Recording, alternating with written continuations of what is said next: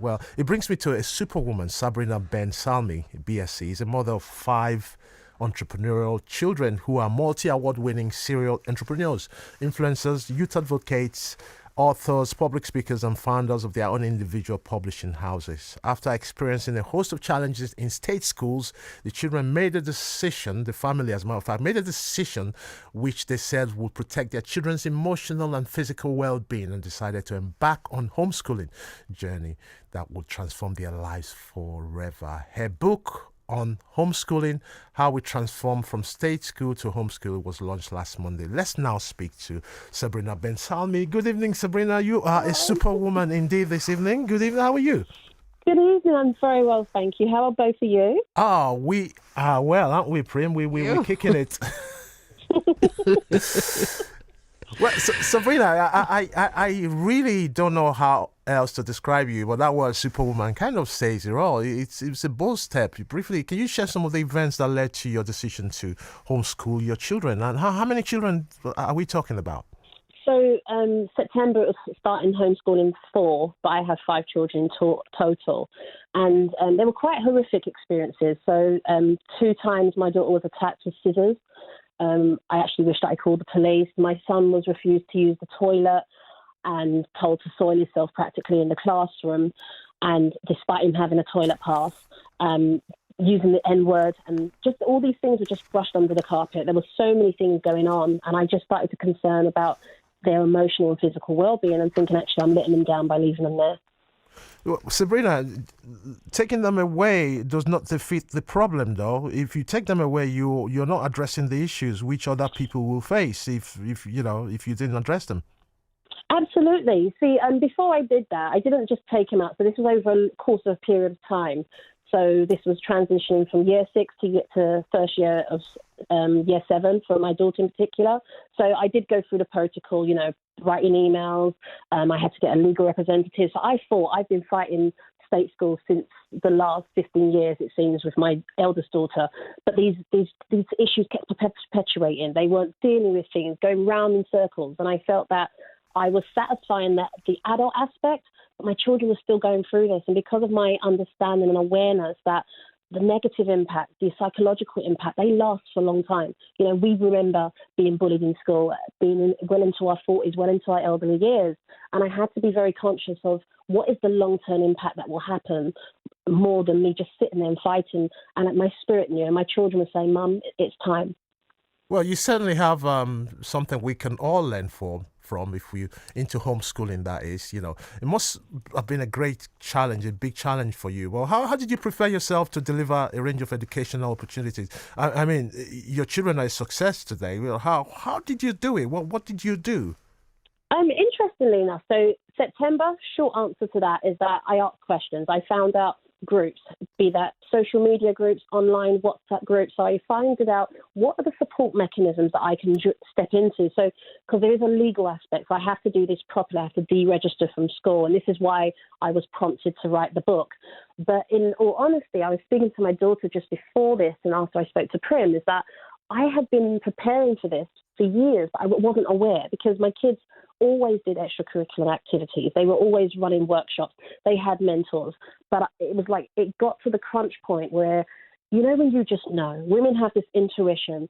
And I remember loud and clear saying, it's time. There's no way they can go back. There's so much that they can be doing. They're not going to miss education by not being in the building because education is all around us. They can tap into an array of opportunities that they can learn from and still do GCSEs and still go down the conventional route if that's the route that each child takes. So it didn't make any sense. Why am I still taking them into an environment that was really hindering them more than I could even put into words? What about the whole thing about interaction with other children of their kind, growing up? Is that not something they missed? No, because we don't. So the book is called #homeschooling, but we're not at home.